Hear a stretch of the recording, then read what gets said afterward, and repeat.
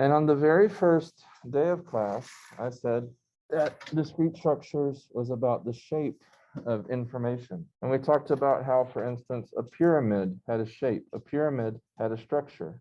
And that was something that we understood well. But we're going to be talking here, like we said on the first day of class, about structures that are more abstract. And so the example that we looked at, I asked you, does Wikipedia have a structure? And you told me yes. And then we started to explore that structure a bit by playing a game we called Wikiball, where we started with a target page. Would someone give me a target page, please? Ogre. All right. Our target is ogre. And then we went to a random page. We went to a random article, and our job now is to find ogre. So I'm starting with Attila Cornelius Zoller. This is a musician. Flugelhorn, saxophone. I'm going to give up. Why am I going to give up? Because I have this mental map of how this structure works. And in my mental map, I don't know how to get from saxophone to ogre. There probably is a way. In my mental conception, these are a long way apart, and I don't see how to bridge the gap. Now, what we want to do in the time we have remaining, we built a pretty substantial toolkit, I feel. And what we want to do in the time we have left is we want to explore this world that we have, a world of information. And we want to feel comfortable. We want to feel like it's a place we live, so that if someone asks you, what's the structure of Wikipedia? You can give them a representation in the same way that I can give you a representation of a pyramid. So it's not going to be perfect. This is not the Great Pyramid of Giza, but this is a rough description of the shape. And in the same way, when we look at Wikipedia and we think about how that's actually built, we're not going to be able to have something that actually matches the complexity of Wikipedia, but we can describe the structure using the tools that we're going to spend developing the last 1/3 of the class, which is we have about 1/3 of class left. So to do that, my favorite thing about this is you can see this structure of this information, of this world of information, all around you. It's almost like when Neo develops that sight in the Matrix. The first thing we're going to look at is something we've looked at before. We're going to look at it from a different perspective, functions.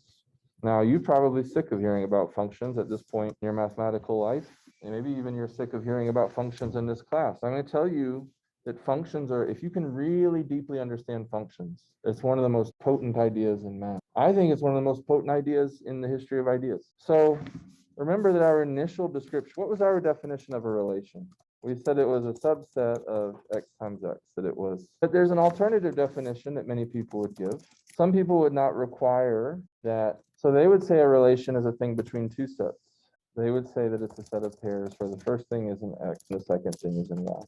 The fact that you can have different alternative definitions and why you would choose a different alternative definition, that is a potent tool in the mathematician's toolkit. It's not like you can go out and apply it as a formula, but it's a really important concept. So what is the advantage of this alternate definition? It allows you to define functions in a really nice, precise way. So if you accept the alternate definition, you can define a function from a set x to a set y as a special type of relation. It's a relation where for each x in x, there is exactly one pair xy.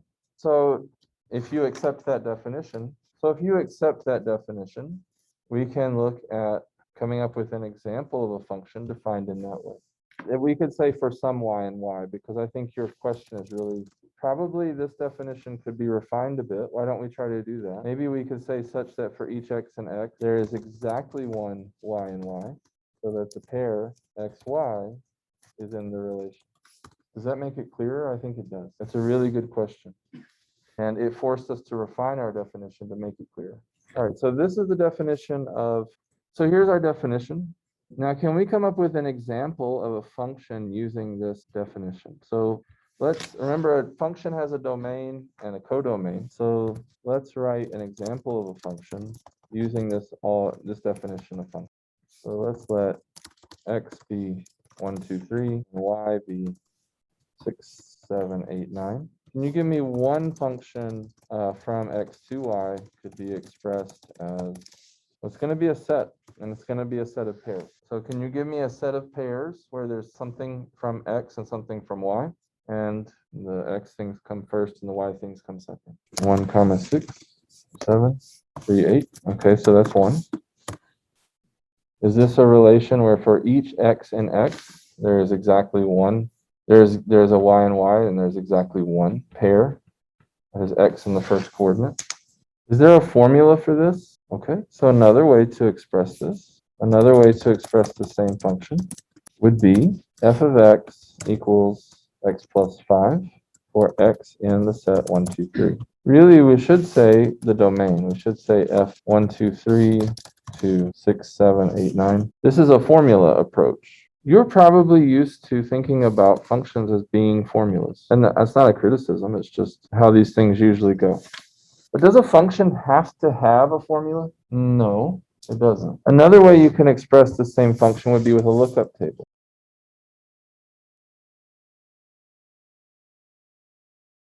But this is an example of a function given by a lookup table. And what I want to tell you is that in real life, this is the more common way. Yes, nothing mapped to 9. So as a function, you have each input gets an output. But it's not necessarily true that each output gets mapped to something. So the fact that this is a function, even though 9 is in the domain, 9 is not in the, I'm sorry, even though 9 is in the codomain, 9 is not in the range, all right? Now, when you think about what functions are used for, you probably think functions are used for calculation. Functions are also used for identification. So if you look at an object, you may want to give that object an identity. Like if you look at a dollar bill, it has a serial number. And if you tell me the serial number, I should be able to tell you all the things about this dollar bill.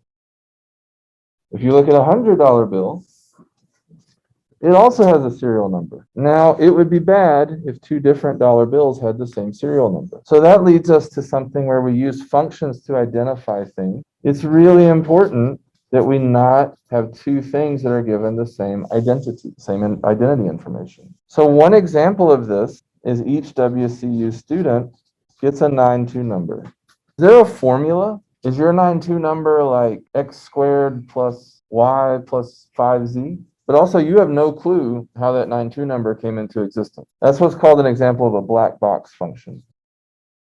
We can calculate the output for any input, but we do not have a formula. We do not know the formula or algorithm.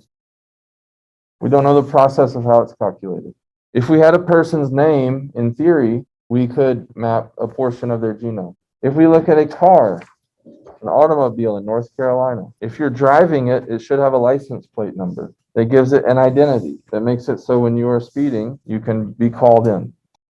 This is a function. Do you know how the NCDMV assigns your license plate number to your car? I don't, but it's still a function because every car has just one license plate number.